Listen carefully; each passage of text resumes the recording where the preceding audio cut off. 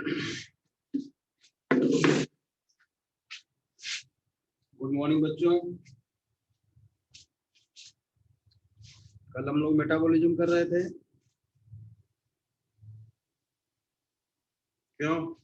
Good morning.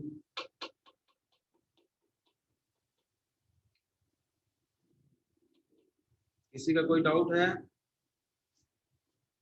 तो बता दीजिए। किसी बच्चे का कोई डाउट है? नहीं है तो बच्चों कल हम लोग मेटाबॉलिज्म कर रहे थे, सारा मैंने एक्सप्लेन कर दिया था, लिखना बाकी रह गया था। ठीक है, तो लिखिए metabolic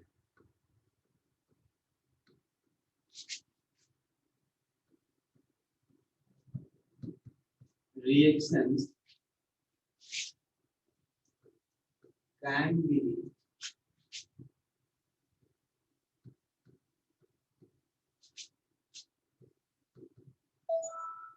demonstrated outside from body, या इसी को क्या बोलते हैं, सेल फ्री सिस्टम बोलेंगे, आउटसाइड फ्रॉम बॉडी, है ना। इन सेल फ्री सिस्टम, इन सेल फ्री सिस्टम में हम दिखा तो सकते हैं, सेल के बाहर दिखा सकते हैं, इन टेस्ट ट्यूब, है ना, इन टेस्ट ट्यूब।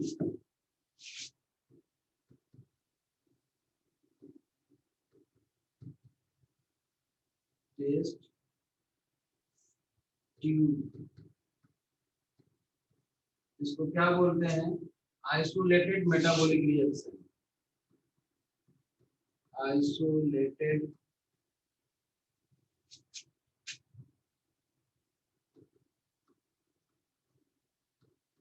Metabolic reaction. ठीक है,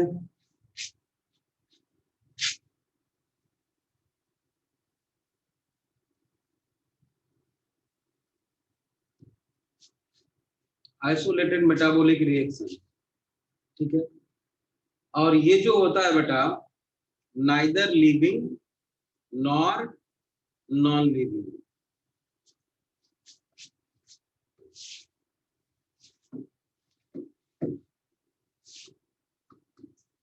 it is neither living nor non living, but surely living reaction. Living या नॉन लिविंग तो नहीं है, लेकिन वो लिविंग रिएक्शन जरूर है। ठीक है, ठीक है, ठीक है ना। तो मेटाबॉलिज्म क्या है? Defining property of all living organisms without any exception.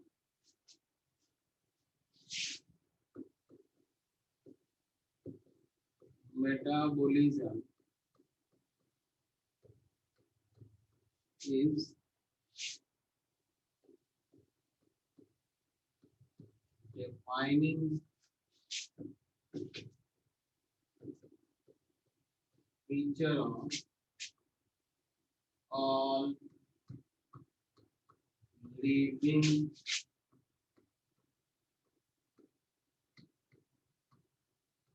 organism। ठीक है, और मेटाबॉलिज्म अकेला नहीं, मेटाबॉलिज्म अकेला हो भी नहीं सकता, नॉट एलोन, अकेला नहीं, but in cellular organization is defining feature. ये बोलेंगे तो ज्यादा अच्छा रहेगा ना, मतलब सेल के साथ मेटाबॉलिज्म डिफाइनिंग प्रॉपर्टी है, ठीक है। तो मेटाबॉलिज्म नॉट एलोन, ये भी स्टेटमेंट लिख दें, metabolism is not alone but in cellular organization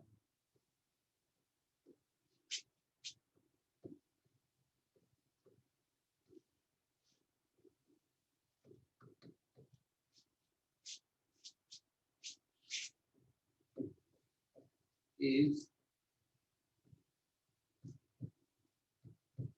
defining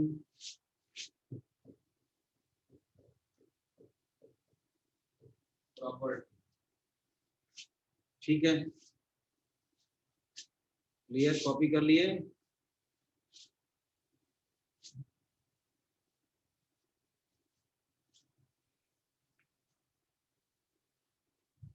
ठीक है,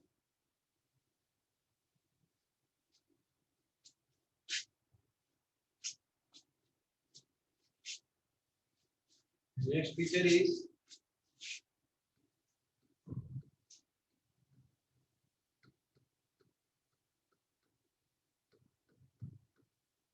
कॉन्शियसनेस। कॉन्शियसनेस क्या है बेटा?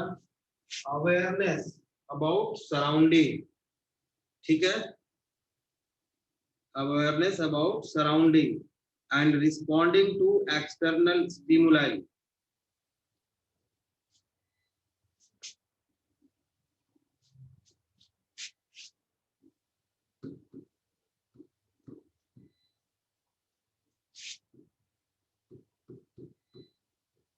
Awareness of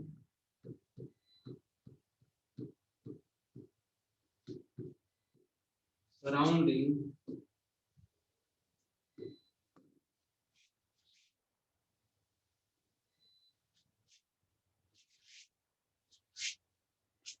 दिख रहा है ना?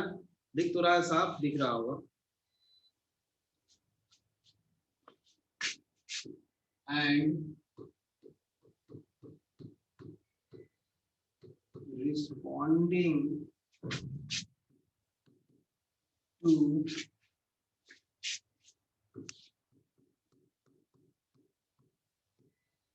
external stimuli, स्टिमुली या स्टिमुलस, ये क्या होता है? पहले तो समझते हैं स्टिमुलस क्या होता है बेटा।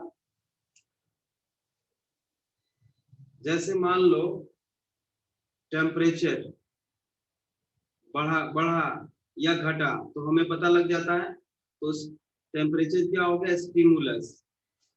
धूप बहुत तेज है या कम है, लाइट आई या चली गई, तो लाइट क्या है? स्टिमुलस।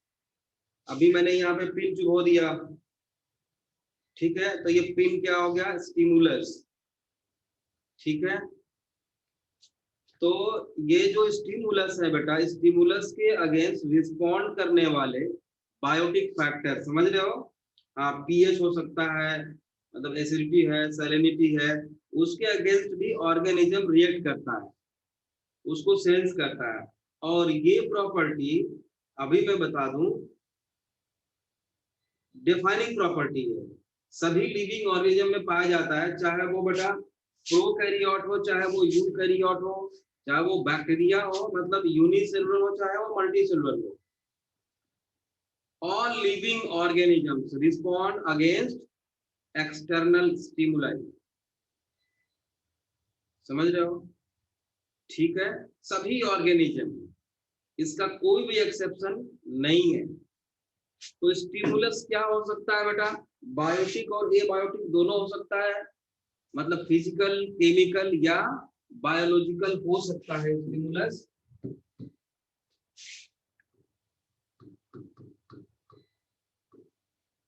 स्टिमुलस जो है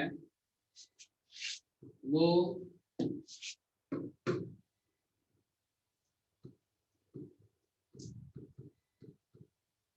फिजिकल, केमिकल और बायोलॉजिकल हो सकता है, राइट। और ये जो जैसे ह्यूमन में देखो, स्टिमुलस को हम परसीव्ड कैसे करते हैं, रिसीव कैसे करते हैं। परसीव का मतलब उसको एक्सेप्ट करना, रिसीव करना। Stimulus are perceived by sense organs. Human में या एनिमल्स में, बहुत सारे एनिमल्स में stimulus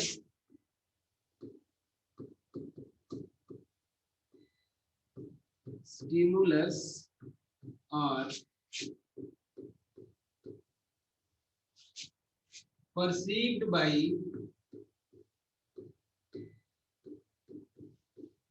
sense organs like nose, eyes, skin, etc. ठीक है, ठीक है। इससे हम इस सेंस ऑर्गन से स्टिमुलस को परसीव करते हैं, ठीक है। प्लांट्स भी रिएक्ट करते हैं क्या? प्लांट्स भी बेटा डिफरेंट स्टिमुलस के अगेंस्ट रिएक्ट करते हैं क्या? बिल्कुल करते हैं बेटा। लाइट बढ़ गया या घट गया तो रेट ऑफ फोटोसिंथेसिस को कंट्रोल करता है, लाइट की इंटेंसिटी। हाँ, टच मी नॉट प्लांट भी, चलो वो तो टच करने पे स्पेशल प्लांट है, कुछ स्पेसिफिक है। Light, temperature, humidity. अगर ह्यूमिडिटी बढ़ गई तो रेट ऑफ ट्रांसपिरेशन रिड्यूस हो जाता है। वाटर, अगर पानी कम दिया गया या ज्यादा है तो उसके अगेंस्ट भी वो रिएक्ट करते हैं। एटमॉस्फेयर में पोल्यूशन ज्यादा है, पोल्यूशन है बेटा, उसके अगेंस्ट भी प्लांट रिएक्ट करते हैं, समझ रहे हो? हाँ, तो in plants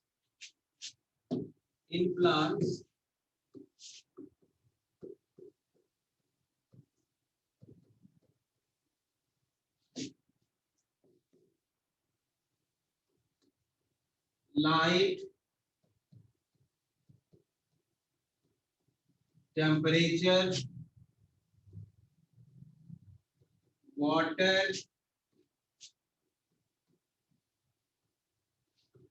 pollutant, etc. These are the stimulus for plant, ठीक है।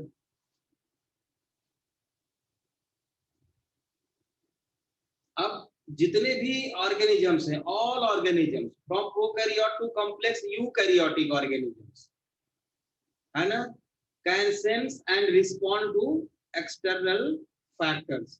ये भी स्टेटमेंट लिखो। All organisms, all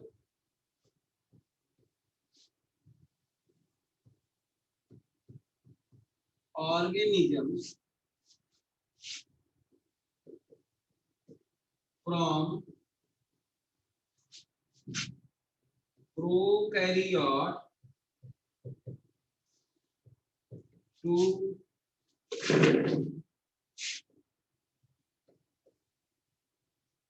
higher eukaryotes to sense and respond to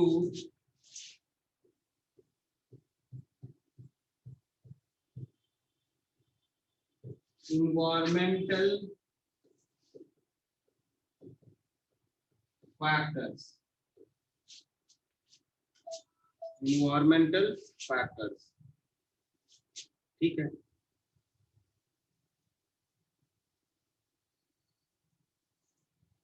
ठीक है, कर लिया कॉपी? समझ में आ रहा होगा बच्चों, समझ में आ रहा होगा ना? ठीक है, बहुत आसान है। अब बेटा एक वर्ड है फोटो पीरियोडिज्म। फोटो पीरियोडिज्म, ये फोटो पीरियोडिज्म क्या है?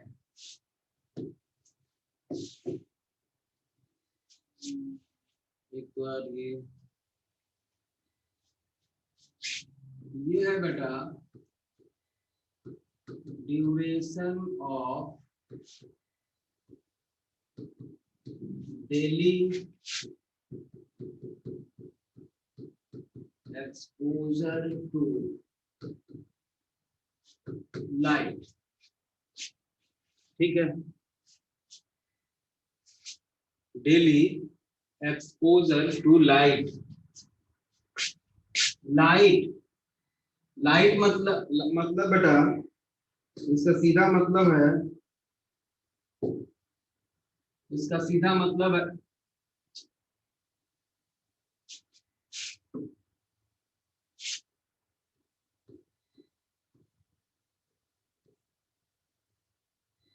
मतलब ऐसे लाइट हमने बोला, फोटो मीन्स होता है एक्चुअल में लाइट। फोटो मतलब लाइट। तो प्लांट्स में पहले देखते हैं बेटा, कुछ प्लांट्स ऐसे होते हैं जिनको फ्लावरिंग के लिए, प्रॉपर ग्रोथ एंड डेवलपमेंट के लिए लाइट का अमाउंट उनके लाइफ साइकिल को अफेक्ट करता है। जैसे कुछ प्लांट्स ऐसे हैं जिनको बहुत कम लाइट की रिक्वायरमेंट होती है फ्लावरिंग के लिए। ठीक है, समझ में आया? प्लांट्स बहुत सारे ऐसे हैं जिनको कम लाइट की रिक्वायरमेंट होती है फ्लावरिंग के लिए। अगर फ्लावरिंग होगी तभी उनके सीड्स बनेंगे। ठीक है, और उनकी कंटिन्यूटी स्पीसीज की बनी रहेगी। मतलब रिप्रोडक्शन के लिए, मतलब फ्लावरिंग के लिए बहुत सारे ऐसे प्लांट्स हैं जिनको कम लाइट की रिक्वायरमेंट होती है, उनको बोलते हैं हम short day plant. Short day plant. कुछ ऐसे होते हैं प्लांट जिसको कि ज्यादा लाइट की जरूरत होती है फ्लावरिंग के लिए, उनको बोलते हैं लॉन्ग डे प्लांट। कुछ ऐसे होते हैं जिनको एवरेज चाहिए लाइट, उनको बोलते हैं डे न्यूट्रल प्लांट। और ये तीनों आप +1 में ही प्लांट फिजियोलॉजी में एक चैप्टर है, ठीक है ना, 15 होगा मुझे लगता है, या 14-15 होगा चैप्टर, है ना। वहां पे प्लांट ग्रोथ एंड डेवलपमेंट एक चैप्टर है बेटा, वहां पे इसके बारे में डिटेल पढ़ोगे आप। Short day plant, long day plant and day neutral plant. ठीक है, तो यहाँ पे सिर्फ हम आपको ये बता रहे हैं कि लाइट का अमाउंट उनके कुछ प्लांट्स में रिप्रोडक्शन को बेटा अफेक्ट करता है। ये बात समझ में आ गई? ऐसे या नो लिखो। लाइट का अमाउंट प्लांट्स में उनके, ठीक है, ठीक है। अब एक बात सुनो, बहुत सारे ऐसे एनिमल्स भी हैं बेटा, बहुत सारे ऐसे एनिमल्स भी हैं जिसको लाइट का अमाउंट अफेक्ट करता है उनके रिप्रोडक्शन को बेटा, उनमें रिप्रोडक्शन को। क्योंकि बहुत सारे एनिमल्स ऐसे हैं बेटा जो पर्टिकुलर सीजन में उनमें ब्रीडिंग होती है, वो रिप्रोड्यूस करते हैं, बहुत सारे एनिमल्स हैं, तो उनको हम सीजनल ब्रीडर भी बोलते हैं। ठीक है, सीजनल ब्रीडर भी बोलते हैं। मतलब एनिमल्स और प्लांट्स दोनों में बेटा लाइट का अमाउंट पर डे 24 आवर्स में उनके रिप्रोडक्शन को इन्फ्लुएंस करता है। ठीक है, इसको हम फोटो पीरियोडिज्म कहते हैं, राइट। तो यहाँ पे लाइट जो है बेटा स्टिमुलस हो गया,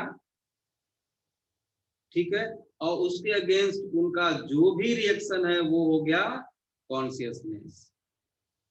ठीक है, तो photoperiodism influence reproduction in those plant and animals which breed during particular season.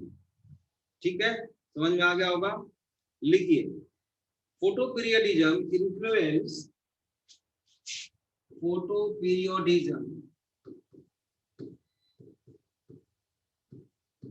influence reproduction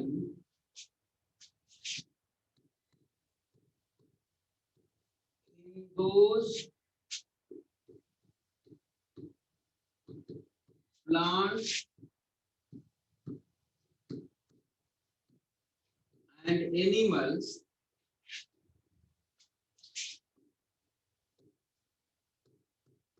which breed in particular season। ठीक है,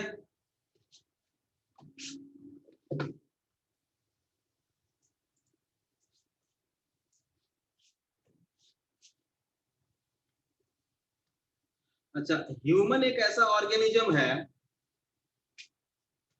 जिसमें कि सेल्फ कॉन्शियसनेस की प्रॉपर्टी पाई जाती है बेटा, और किसी भी एनिमल में नहीं पाई जाती सेल्फ कॉन्शियसनेस। मतलब वो खुद से अवेयर है, दैट इज सेल्फ कॉन्शियसनेस, मतलब self awareness, aware of himself. ठीक है, human being is the only organism who aware of himself. Next statement लिखेंगे, human being is the only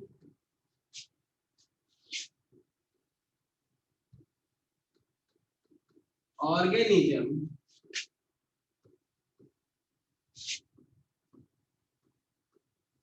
who aware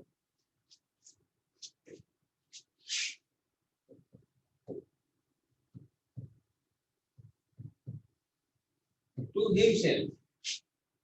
ठीक है, अवेयर टू हिमसेल्फ, ठीक है ना, that is self consciousness. इसी को क्या बोलते हो आप,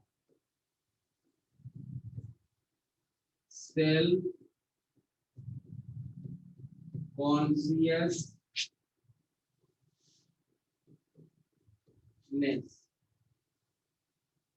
सेल्फ कॉन्शियसनेस कहते हैं, याद रखना। अब कॉन्शियसनेस बताओ, डिफाइनिंग प्रॉपर्टी है या नहीं है?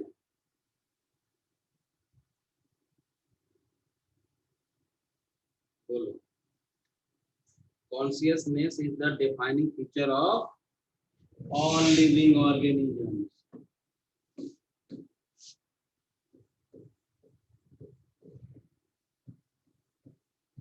Consciousness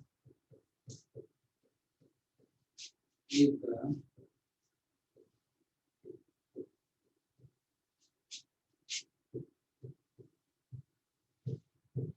defining feature of all living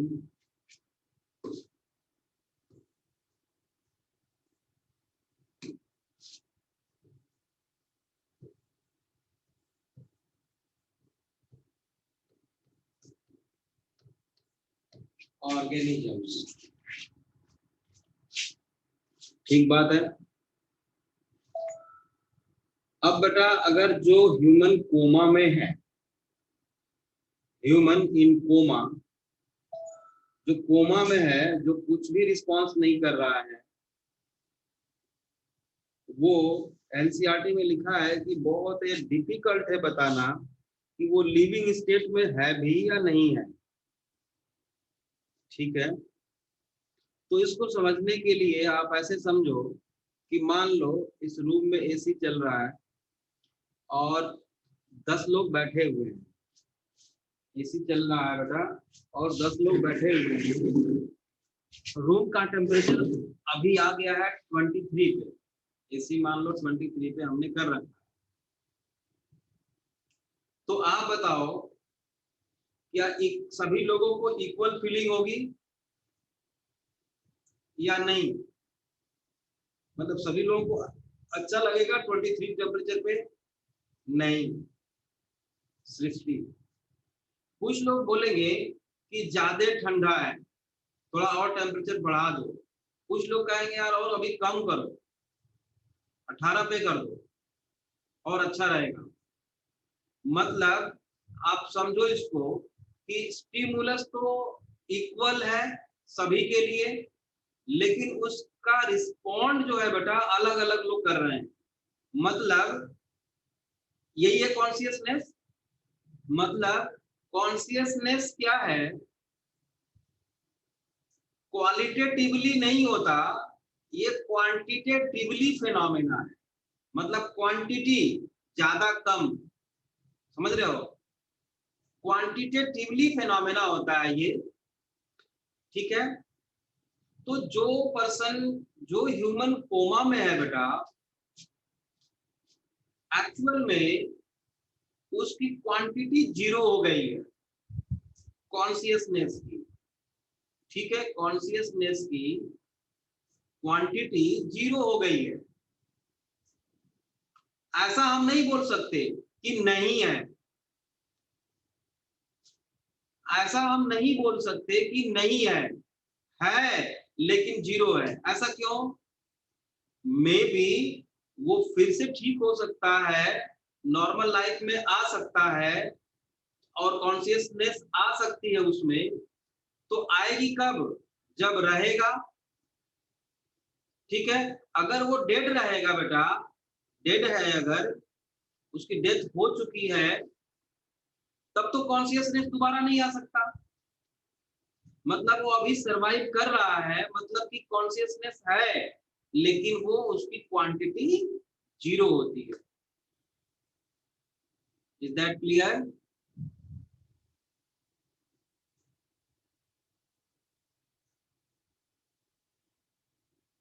ठीक है,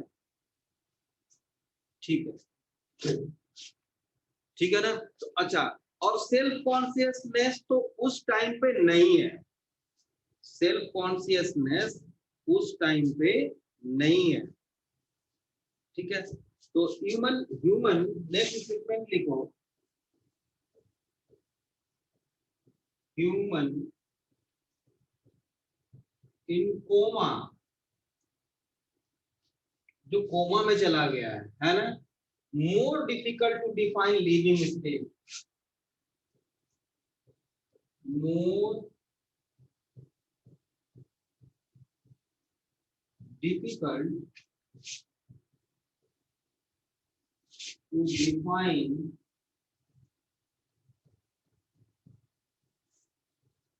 लिविंग स्टेट। बट वो लिविंग तो है, नॉन लिविंग तो नहीं है, इतना मुश्किल भी नहीं है ये। ठीक है, क्योंकि मेडिसिन दे रहे हैं उसके अगेंस्ट रिएक्ट कर रहा है वो बेटा, न्यूट्रिएंट्स दे रहे हैं उसको डाइजेस्ट कर ही रहा है वो, तो लिविंग तो है। ठीक है, अब क्या है उसमें, नो सेल्फ कॉन्शियसनेस। जो कोमा में है बेटा उसमें क्या है, no self consciousness, self consciousness तो नहीं है। ठीक है, बट कॉन्शियसनेस क्वांटिटेटिवली 0 है, बट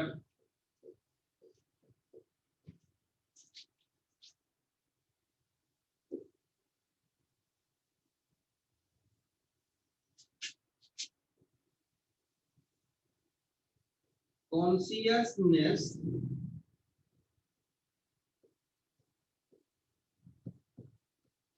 क्वांटिटेटिवली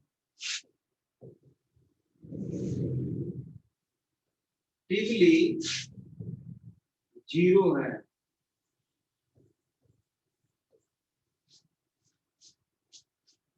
क्लियर?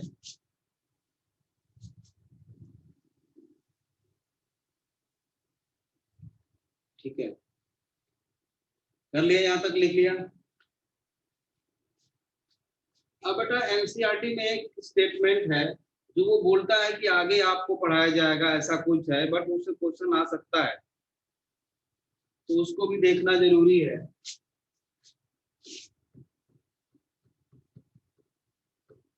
एनसीईआरटी में एक स्टेटमेंट है, all living phenomenon are due to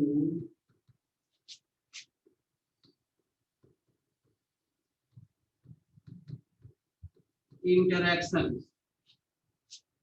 जितने भी लिविंग फिनोमेना होते हैं बेटा, वो ड्यू टू इंटरेक्शन होता है। किसका इंटरेक्शन? आप डे फर्स्ट पढ़े थे क्या? एटम्स जो होते हैं, कार्बन, हाइड्रोजन, ऑक्सीजन, नाइट्रोजन, जो भी हो, इनके आपस में इंटरेक्शन का रिजल्ट होता है मॉलिक्यूल्स। बहुत सारे मॉलिक्यूल्स के आपस में इंटरेक्शन का रिजल्ट होता है सब सेलुलर माइक्रो सेलुलर ऑर्गेनेल्स या सेल ऑर्गेनेल्स, और सेल ऑर्गेनेल्स के आपस में इंटरेक्शन का रिजल्ट होता है सेल, और सेल्स के आपस में इंटरेक्शन का रिजल्ट होता है टिश्यू, टिश्यू के आपस में इंटरेक्शन का रिजल्ट होता है ऑर्गन, बहुत सारे ऑर्गन्स के आपस में इंटरेक्शन का रिजल्ट होता है ऑर्गन सिस्टम। तो ये कॉन्शियसनेस भी है, या टिश्यू की प्रॉपर्टी है, या कोई भी लिविंग फिनोमेना जो होता है बेटा, वो ड्यू टू इंटरेक्शन होता है।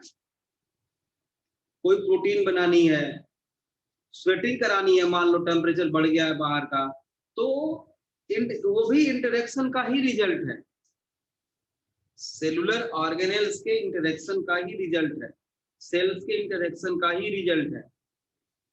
ठीक है, समझ में आया? अब आप जो है टिश्यू की डेफिनेशन आप पढ़े हो, यही पढ़े हो कि similar those cells which are similar in structure and common in function, common in origin and common in function considered as tissue। यही पढ़ा है ना आप लोगों ने टिश्यू की डेफिनेशन। वो सारे सेल्स जो जिनका फंक्शन सेम हो, ठीक है, ओरिजिन सेम हो, उसको क्या बोलते हो आप लोग? टिश्यू बोलते हो। ये पढ़े हो, याद है या नहीं है जो मैं बता रहा हूं? बताओ। ठीक है, आपने पढ़ा है, ठीक है। लेकिन बेटा आपकी एनसीईआरटी में उदित कहां से पढ़े हो बेटा? 9th में टिश्यू नहीं पढ़ा था? नहीं पढ़ा था तो सुन लो। वैसे सारे सेल्स, हाँ, वैसे सारे सेल्स जो फंक्शन में एक ही जैसे होते हैं, कॉमन फंक्शन होता है, हम बोलते हैं वो टिश्यू है, जिनकी ओरिजिन भी सेम है। ठीक है, बट आपका लिविंग वर्ड में कुछ और ही लिखा हुआ है। पढ़ना एनसीईआरटी आपको मिलेगा, समझ रहे हो?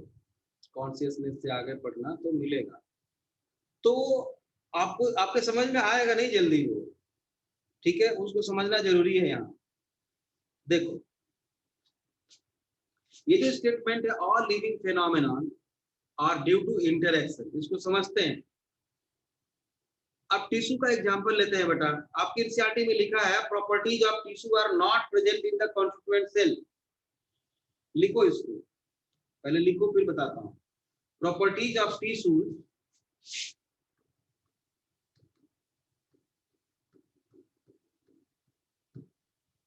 property of tissue is not present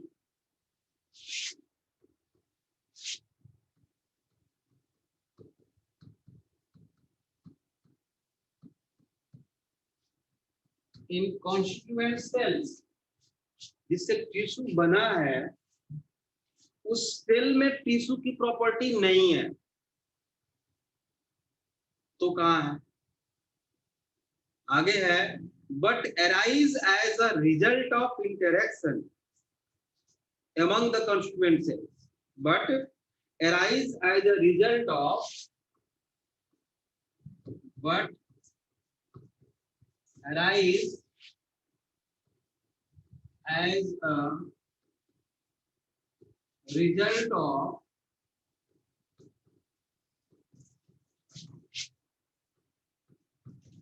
interaction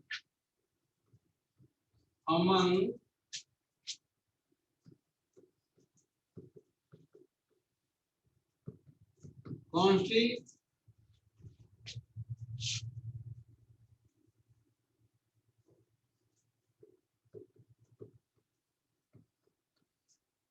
constituent cells।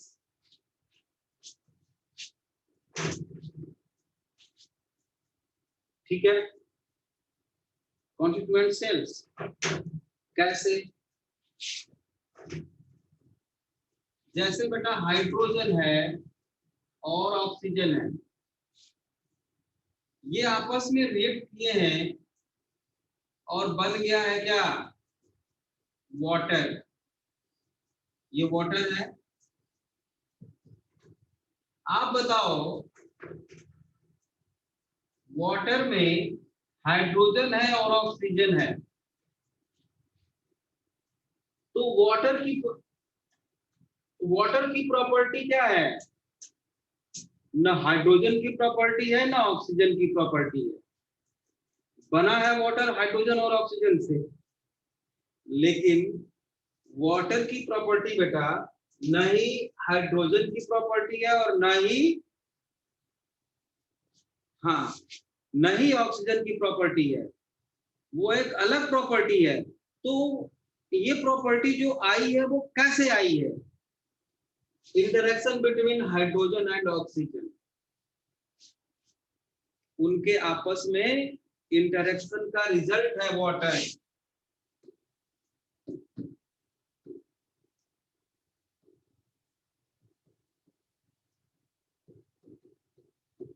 अब देखो इसी तरह से बेटा कुछ सेल्स हैं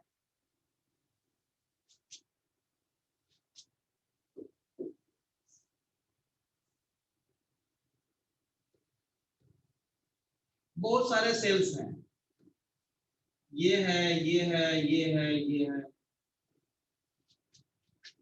जब ये ग्रुप ऑफ सेल्स हैं इसको हम टिश्यू बोल रहे हैं। ये तो सेल्स हैं, सिंपल, ठीक है। इसको टिश्यू हम कब बोलते हैं? जब इनमें आपस में इंटरेक्शन होगा, मतलब इसमें जो इंटरेक्शन होगा बेटा उसका रिजल्ट है क्या? टिश्यू।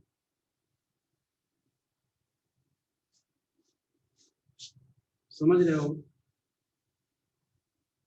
अगर समझ में आ गया तो ठीक, नहीं तो फिर दूसरे तरीके से समझाऊंगा। अगर किसी को प्रॉब्लम है तो बताए। एस और नो लिखो, समझ में आया या नहीं आया? किसी ने नो लिखा है।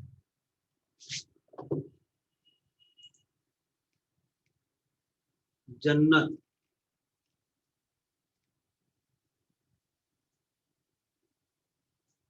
तनीसा, नहीं समझ में आया। चलो फिर से देखते हैं। जन्नत और तनीसा जो भी नाम है, देखो बेटा मैंने आपसे बोला कि आप हमको गुरनीत नहीं, नो, चलो देख लो, फिर से देख लो बेटा। मैंने आप लोगों को बोला कि आप हमें हॉस्पिटल दिखाओगे, जानते हो कहाँ पे है? कल्पना चावला, कोई भी हॉस्पिटल, कल्पना चावला मान लो मैंने बोला, आपने देखा है? तो आपने कहा हाँ। तो मैंने आपसे बोला कि चलो मुझे दिखाओ कहाँ पे। तो आप गए हमें लेके, और कल्पना चावला की ये बिल्डिंग थी है, और आप हमें यहाँ पे लिवा के गए, और आपने बोला कि सर यही है कल्पना चावला। मैंने कहा नहीं, मुझे तो कल्पना चावला, मुझे तो हॉस्पिटल को छू के देखना है। ध्यान से सुनना मेरी बात। मैंने कहा कि मुझे हॉस्पिटल को छूना है, टच करके देखना है। तो आपने क्या किया कि आप इस बिल्डिंग को छू के बोल सकते हो क्या कि ये हॉस्पिटल है? नहीं। क्यों? ये बिल्डिंग में हॉस्पिटल की प्रॉपर्टी नहीं है। ये बिल्डिंग ट्रीटमेंट नहीं कर सकता किसी का। समझना जरा चीजों को। अब आप यहाँ पे डॉक्टर साहब बैठे हुए हैं, आप डॉक्टर को छू के बता सकते हो क्या? कई सारे डॉक्टर्स हैं चेंबर में है, सभी डॉक्टर्स को बारी बारी छू के आप कह सकते हो क्या कि ये हॉस्पिटल है? यस और नो? नो, नहीं कर सकते। किसी भी वार्ड बॉय या सिस्टर को टच करके आप बोल सकते हो क्या कि ये हॉस्पिटल है? नो। पैथोलॉजी में गए, आप वहां के इक्विपमेंट को छू करके नहीं कह सकते कि ये हॉस्पिटल है? नो। पूरे बिल्डिंग में घुमाओ, सारे रूम में घूम, पेशेंट्स को छू करके बोल सकते हो क्या कि हॉस्पिटल है? नो। तो पूरे बिल्डिंग में वन बाय वन करके सबको आपने दिखाया, मैंने कहा ये हॉस्पिटल है, आप कहोगे नहीं। अब मैं पूछूंगा कि बता जरा हॉस्पिटल कहाँ पे है, तो आप बोलोगे कि हॉस्पिटल जो है बेटा, इन सभी के, बिल्डिंग भी आ गया उसमें, आपस में इंटरेक्शन का रिजल्ट है हॉस्पिटल।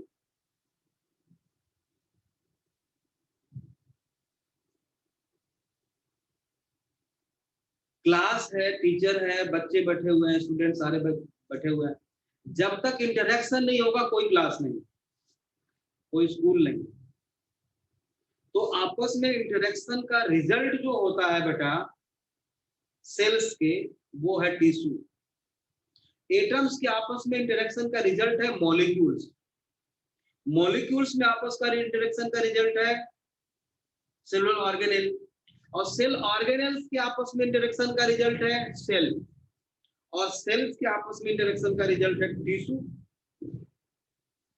और टिश्यूज के आपस में इंटरेक्शन का रिजल्ट है ऑर्गन। इंटरेक्शन, ध्यान दो, इंटरेक्शन। बोलो बात सही है क्या? समझ में आया क्या?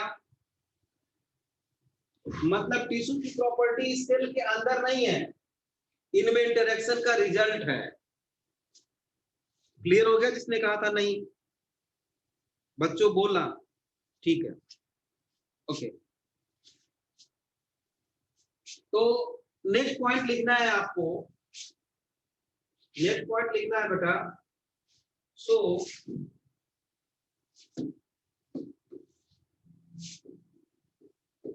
Property of,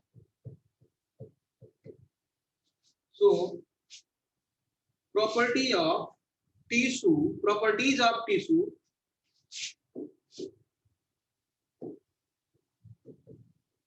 properties of tissue लिखो, determined by properties of tissue are determined by the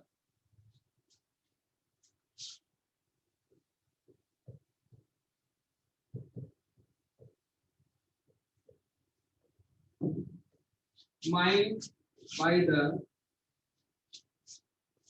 participating cells या interaction of participating cells, interaction of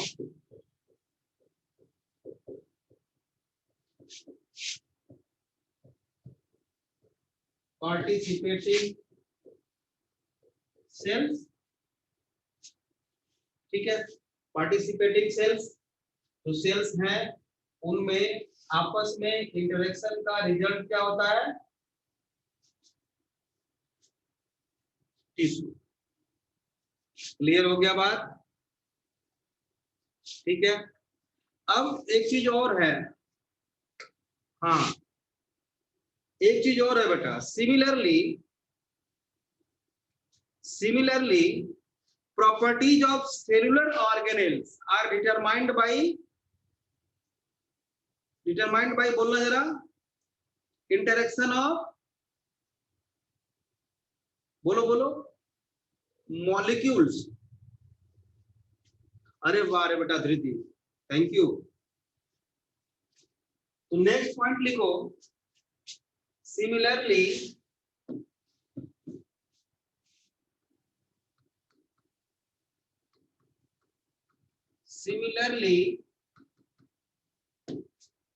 properties of cellular organelles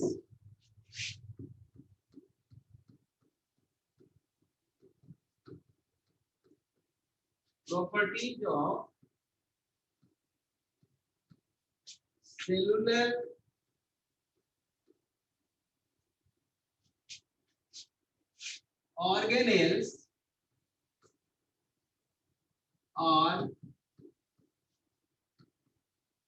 determined by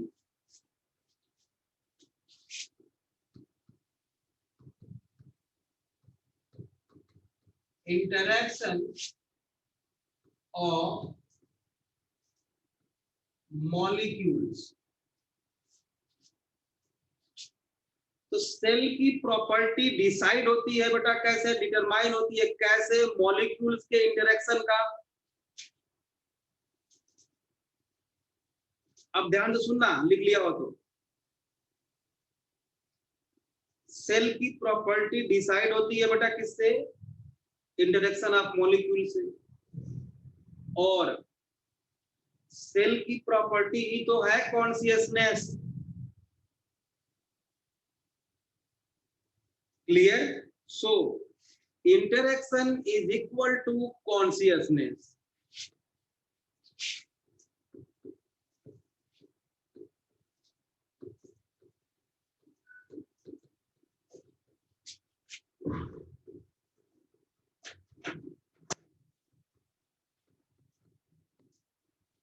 clear, ठीक है। और एक बात आपके एनसीईआरटी में लिखा है कि ये जो इंटरेक्शन है जैसे जैसे बढ़ता जाता है बेटा, ये इमर्जेंट प्रॉपर्टीज है high at higher level of organization का। मतलब सर लास्ट पॉइंट दोबारा एक्सप्लेन कर दो प्लीज। मैंने कहा प्रॉपर्टी जो है बेटा सेल की, वो कौन डिसाइड कर रहा है, इंटरेक्शन ऑफ मॉलिक्यूल। और प्रॉपर्टी सेल की प्रॉपर्टी मतलब हमें गर्मी हो रही है, हमें सर्दी लग रही है, ये प्रॉपर्टी ही तो है। और उसका कारण है इंटरेक्शन। मतलब क्या हुआ, interaction is equal to consciousness. Clear Dhriti, clear.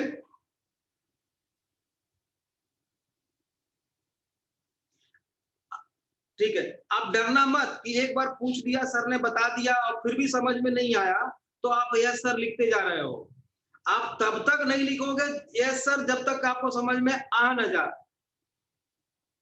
चाहे मैं किसी ना डांटू। समझ रहे हो? ये आपको ध्यान रखना है भाई, ये बात आपको ध्यान रखनी है कि सारी बात क्लास में समझ में आनी ही चाहिए, चाहे हम कितना भी आपको डांट ले, कभी कुछ कहे। वैसे तो डांटते नहीं कि डांटता हूं मैं, बहुत गुस्से वाला दिखता हूं क्या?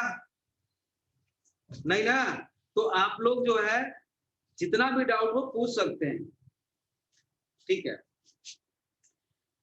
अब देखो ये जो इंटरेक्शन है बेटा, ये हायर लेवल पे बढ़ता जाता है। जैसे मैंने यहाँ पे मॉलिक्यूल्स लिखा था, फिर लिखा था सेल लिखा था, फिर सेल के इंटरेक्शन का रिजल्ट है टिश्यू, टिश्यू के इंटरेक्शन का रिजल्ट है ऑर्गन, ऑर्गन के इंटरेक्शन का रिजल्ट है ऑर्गन सिस्टम। तो बेटा लिविंग थिंग्स की शुरुआत तो यहीं पे हो जाती है, सेल से। वैसे हम बोलते हैं बायोलॉजिकल ऑर्गेनाइजेशन स्टार्ट्स विद सब माइक्रोस्कोपिक मॉलिक्यूलर लेवल, ये भी याद रखना है आप। बायोलॉजिकल ऑर्गेनाइजेशन स्टार्ट्स विद सब माइक्रोस्कोपिक मॉलिक्यूलर लेवल, लेकिन लिविंग थिंग्स की जो प्रॉपर्टी है वो एग्जिबिट करने वाला जो स्टार्टिंग होती है वो सेल से होती है बेटा, यहां से होती है, सेल से होती है। तो ऐसे जैसे जैसे हम ऊपर बढ़ेंगे ऑर्गेनाइजेशन इंटरेक्शन बढ़ता गया क्या, इंटरेक्शन बढ़ता गया क्या, ठीक है। जब इंटरेक्शन बढ़ता गया तो हायर लेवल भी होता चला गया, हायर लेवल भी, इसका ऑर्गेनाइजेशन लेवल भी बढ़ता चला गया। हाँ, तो स्टेटमेंट लिखिए interaction result in emergent properties, interaction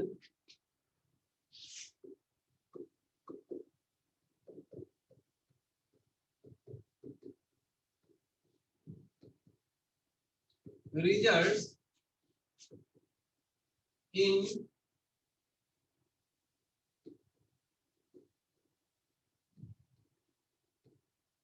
emergent properties, emergent property at a higher level organization, at a higher level of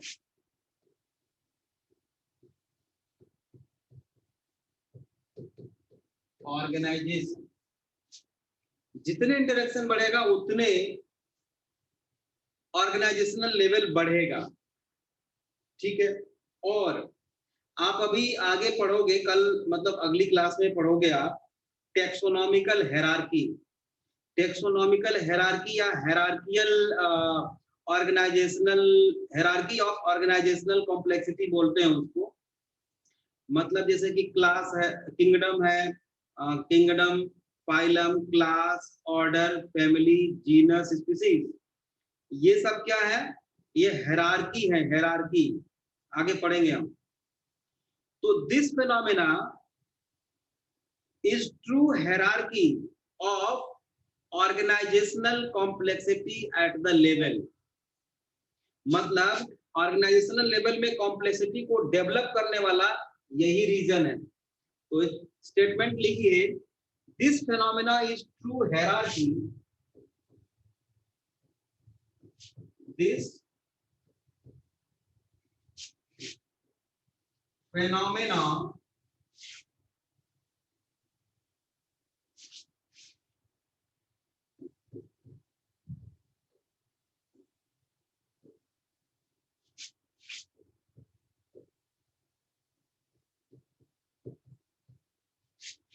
is true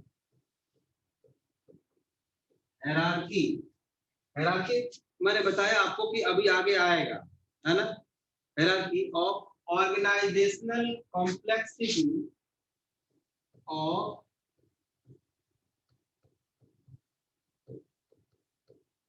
organisational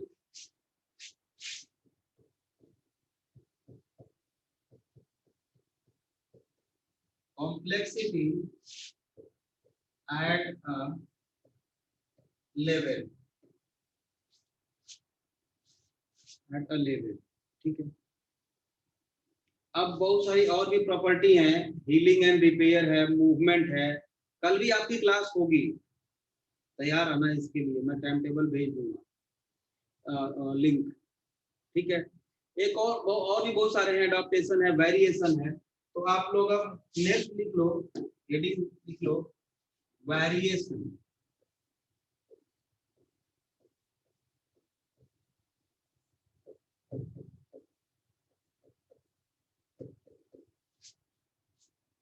variation, ठीक है। कल पढ़ेंगे, नेक्स्ट क्लास में पढ़ेंगे इसको।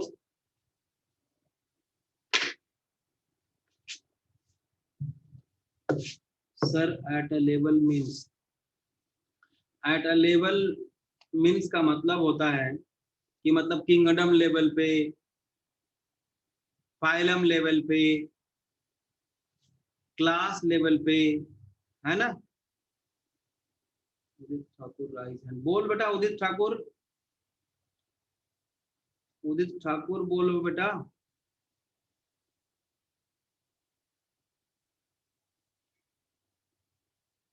उदित ठाकुर बोल, ठाकुर बोल। नोट कैसे भेज देना,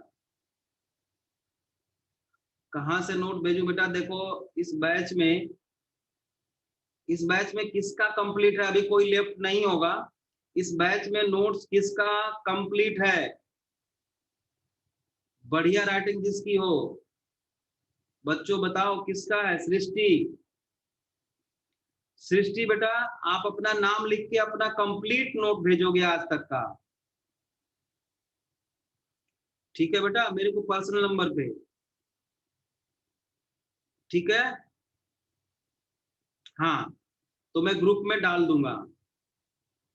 कंप्लीट है सर, पर इतनी अच्छी नहीं है, कोई बात नहीं, देख लूंगा मैं, ठीक है। तो बच्चों ठीक है, नेक्स्ट क्लास में मिलते हैं, ठीक है, नेक्स्ट क्लास में मिलते हैं फिर। ओके बाय बेटा।